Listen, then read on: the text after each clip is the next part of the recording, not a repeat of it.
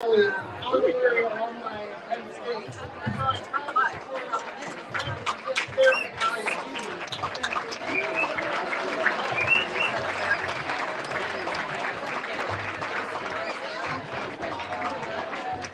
So they are serving as an honorary grand marshal. I also have the privilege of introducing Penn State. So when I saw you guys, I said, Grand Marshal, Olympic and world champion David Taylor.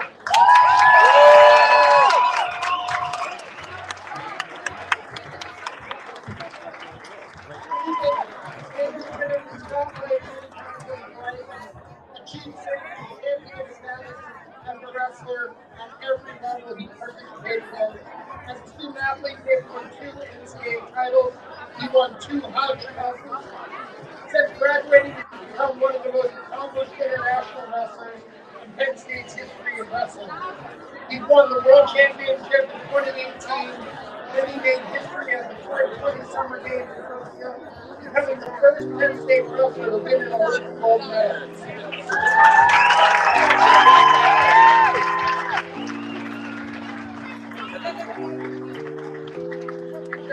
Just earlier this year, he claimed his 6th world championship. Penn Staters, please join me in welcoming Institute Grand Marshal David Taylor.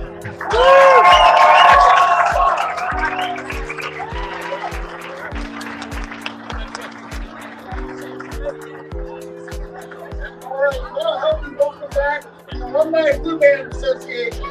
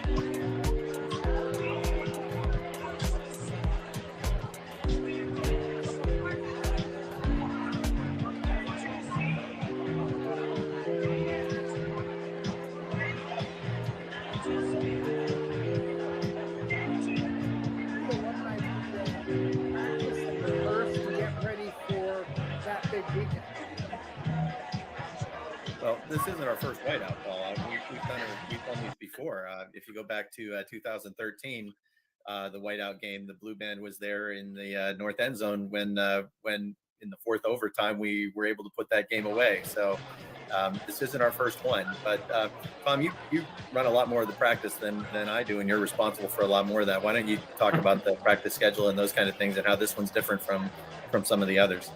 Sure. Basically we get one practice as the alumni band, and it's the day of. And there's so much logistics that happen between the current band and the alumni band. But the alumni band shows up at Beluga Hall this year. It's at about 11:30 in the morning, and we have 350 roughly, instrumentalists and band front that'll show up at 11:30. We'll get one or two cracks at running the show and running the music, and then the current band rolls in.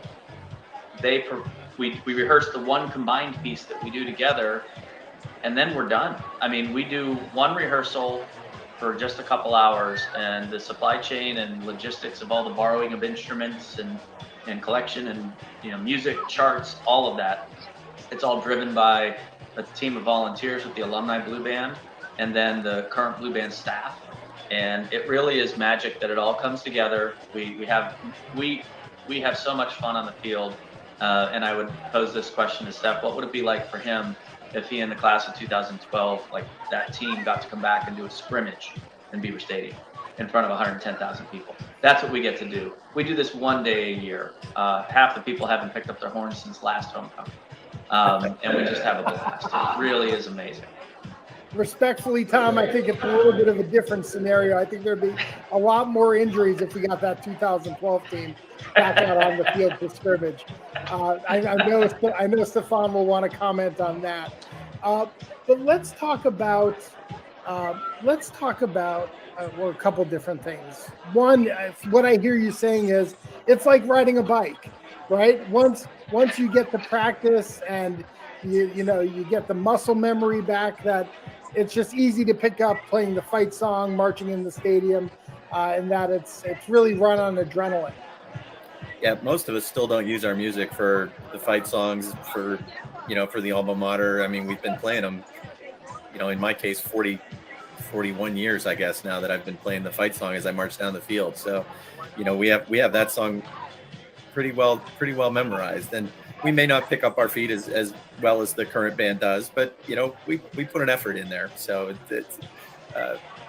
but it's a lot of fun. As Tommy said, there's nothing like sitting in the stands with your people that we've known. In my case, I've known Tommy for 30 plus years. Playing the fight songs that we love, sitting there cheering the team. We look forward to this every single year. Does it ever get old? Like, do you ever have the feeling like, oh, I've been here before and done this, or does every time feel like the first time in terms of the energy and the feelings that it evokes? So what I would say is Beaver Stadium is always like coming home, and there's nothing like walking out and marching on that field with your family. And it never gets old. We line up in that north end zone, and we keep everybody back because the visiting team's kicking field goals and practicing. And then we get the signal from Greg, the director, Dr. Drain, and we get to run out onto Beaver Stadium, and that exhilaration, the same feel that you had when you were an undergrad, is still there. Only now you don't have all the uniform and you can have a little bit more freedom and fun with it. But man, you hear the tap, tap, tap, tap, up, 2, 3, 4, boom. It's muscle memory, and the crowd is always responsive. We love the crowd, and they love, they look down, oh, the tube is out of step. It doesn't matter. We're alums. We have fun, and then to connect with the current students and know, like, what rank spot were you? Oh, I was D2. Well, I was D2. You marched the exact same steps, literally, as them decades apart. That's just really cool. Absolutely. Hey, Randy, as the president of the Blue Band Association, how does the Alumni Blue Band leverage homecoming to raise awareness and interest in your organization? Well, that's a great question. And obviously this is our biggest event. As Tom said, we have 351 people signed up for this year. But it's not the only event that we do, but it's actually a fundraiser for us. We raise a lot of money for the Blue Band Legacy Fund, as a result of homecoming. We have our website up there. We have a lot of emails, as Tom mentioned, our volunteers that run this. Mark and Carol Poblette, you know them, Paul, do a fantastic job and have done this. This is, I think, their 8th year running homecoming. They're amazing, the amount of work that they put in. But the emails, the use of our social media, all of the different ways that we can communicate to keep people informed. But like I said, this isn't the only event that we do. In the summer, we have a golf tournament now. We've done, this year was our 4th for the Blue Band golf tournament, which is we raised money again for the Blue Band Legacy Fund. And if anybody's interested, next year it'll be June 17th. We do a virtual 5K, which in the 3 years that we've done the virtual 5K, I think the dollars are still out for this year, but I think it's going to be somewhere in the neighborhood of $50,000 that we've been able to contribute to the Legacy Fund through the virtual 5K in just 3 years. So there are a lot of different things that we do, but homecoming is obviously the biggest thing for our association, and it's what keeps us all in touch. We do a lot of other performances, as you know, as well. I mean, we were at Knoebels Grove for the Penn State Day there. We did at the York Revolution. We had a Penn State Day down here in York. We performed for the commemoration of the 2020 graduating class this spring in the Jordan Center. So we have little pep bands that get together for for a lot of different events. But the big thing, of course, that we have every year is homecoming, the ice cream social, and the parade, and then, of course, being on the field on Saturday. Absolutely. Just a reminder to those of you who are tuning in, 1 to 3 o'clock tomorrow at the Hintz Family Alumni Center is the ice cream social. You can see video up on the screen right now from a portion of the Blue Band that's going to be marching on Saturday, coming out and entertaining the crowds. Over 800 people signed up for the ice cream social. We look forward to seeing everybody there tomorrow. Now, earlier this week when we were talking with you all, you pointed out that it's the 50th anniversary of Touch of Blue, which are the majorettes. What role do the majorettes play with the band, and how important is that role? First of all, shout out to Lori Uhazy, who I know may be tuning in here, one of the iconic members of that group. Yeah, when we talk about the pageantry of the band, the majorettes really add a lot of that pageantry. The visual that they provide on the field is fantastic, and I'm frankly in awe of their ability to take a baton and the things, the way that they can twirl it. This year, the 50th anniversary, we have, I think the number was 34 members of the Touch of Blue coming back to participate in homecoming this year, which is fantastic. And on the Blue Band official Facebook page, just the other day, they shared that since 2002, when they first started competing, this group has won 9 national championships, which is, that's almost up to wrestling standards right there. I mean, 9 national championships in the last 20 years. That's an amazing feat. So we're very proud of the majorettes and very happy that they're a part of our program. Tom, you spend more time with the majorettes than obviously those of us in the band do. Maybe you can add to that. Yeah, one of the things one of the people that I know that's done work with band fronts for years. I mean, one of the loudest instruments on the field is actually not even an instrument. It's a baton twirler or a flag. I mean, you can sit in the top row of Beaver Stadium, and if 10 flags go right and 1 goes left, but meanwhile, if you're playing clarinet and you miss a note, nobody knows, right? So it really is amazing the amount of work and dedication and the physicality that the band front puts into the baton twirling, all the choreography, the dedication of the staff, both the entire band front, that visual piece of both, the majorettes, the color guard, and then the feature twirler. Really, Penn State is world class, and people compete from literally all over the world to make it into that, not only that band, but into that band front, and to be a part of something that's really special. So to celebrate 50 years of that, I can't wait to see the women that are coming back. Great, strong women that just really have not only set a tradition, but it continues to elevate and get better. Yeah, I was corrected. 32 Touch of Blue and 4 features, so 36 total twirlers on the field. Four feature twirlers and 32 Touch of Blue are registered. While you're talking about numbers, Randy, there's some numbers I want to throw by you here, and if you could talk about 61 members of the Alumni Blue Band performing this weekend, for the first time during homecoming, including 25 Penn Staters from the most recent class. What advice have you shared with them leading up to the game? They need to share advice with us, Paul. They're the ones that are more fresh. They they'll be coming into this. Other than the information that we share in our social media and share with the emails and things like that, their only experience marching with the alumni is when they were wearing the uniform and performed together. As Tom talked about earlier, that's the only experience that they have with alums, and us, of course, yelling at them that they need to pick their feet up higher, which is a tradition. So yeah, it's great that we get to see all of the new faces, and it's not just new faces. I mean, we have, I think, the oldest alum that's signed up to participate in homecoming this year is from the class of 1960.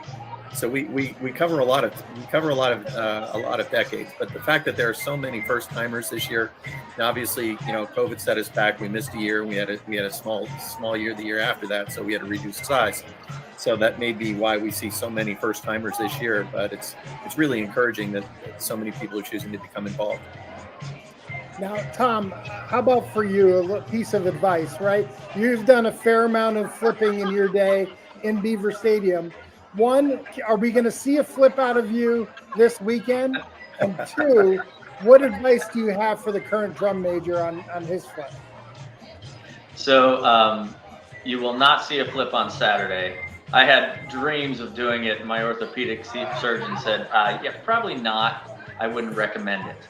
But last year I had a front row seat with Keith. And Keith last year, his first flip in Beaver Stadium was as an alum at homecoming because he was the senior drum major during COVID. I had a magical view last year watching him. Keith Griffith, you can see him there on screen conducting right now. I'm in the background. My advice to any drum major is have fun, be in the moment, and serve the band. That's it. The flip is the most visible thing that Beaver Stadium sees, but that position really has such an opportunity to serve the band. It really is, you kind of go into a zone and you just have one job to do: strut down that field and really put that exclamation point on what this amazing band is doing coming out of the tunnel. And that, to me, that's the magic point. Have fun, serve the band, put the exclamation point on it for Beaver Stadium.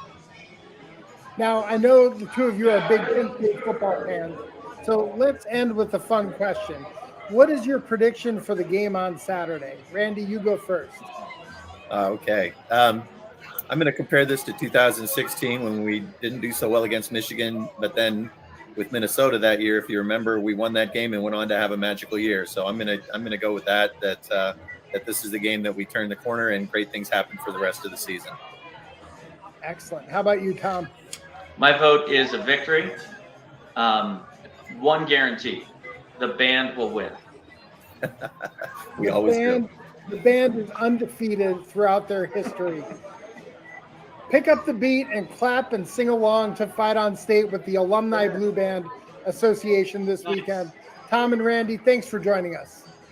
Thank you very much, Paul. Appreciate being here. All right, we're going to welcome John Petishnock back out of the studio. Special thanks to John tonight. He's pulling double duty as co-host and producer, as our regular producer Vince Langaro is out for personal reasons, and just want Vince to know that he's in our thoughts as him and his family are going through a tough time. So shout out to Vince and the rest of the Langaro family back in Michigan. John, I knew the answer to the question before I asked it, but you could just tell, like, it never gets old marching through that tunnel, performing at Beaver Stadium, and now this year for what I think is the second or third time in front of a whiteout homecoming crowd. Yeah, I was driving around on campus the other day, and the current Blue Band students, they're out on the field practicing. I think it was raining a little bit. Like, there is so much dedication and passion that goes into what happens on game day for them. You have to want it. You have to want it to be in the Blue Band. And when you have that passion, it doesn't go away just because you graduate. I mean, we know this at the Alumni Association. And so seeing them perform on the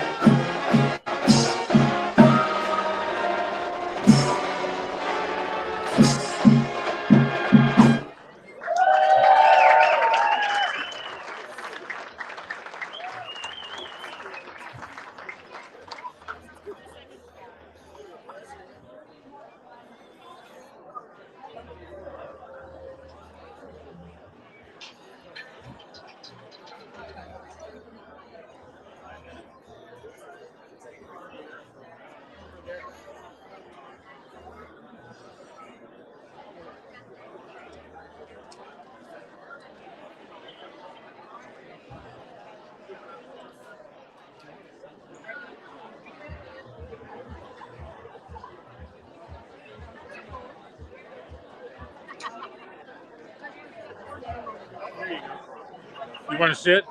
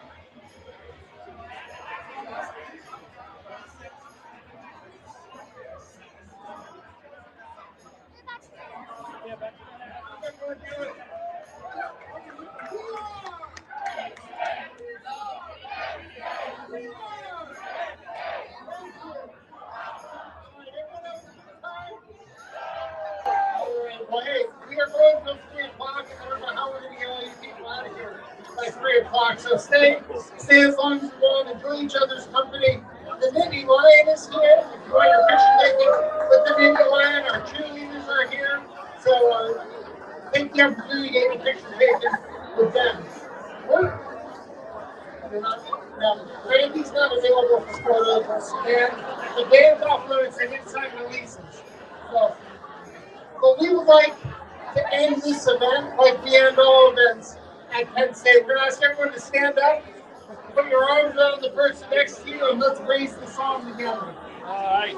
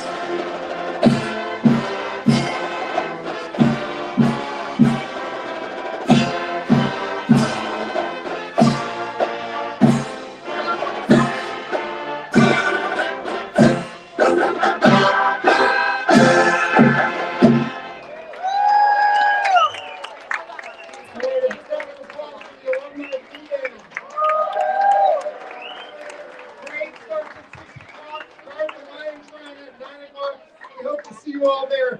Thanks for coming out for your support of the Penn State Alumni Association. We are! Penn State! Thank you. Welcome.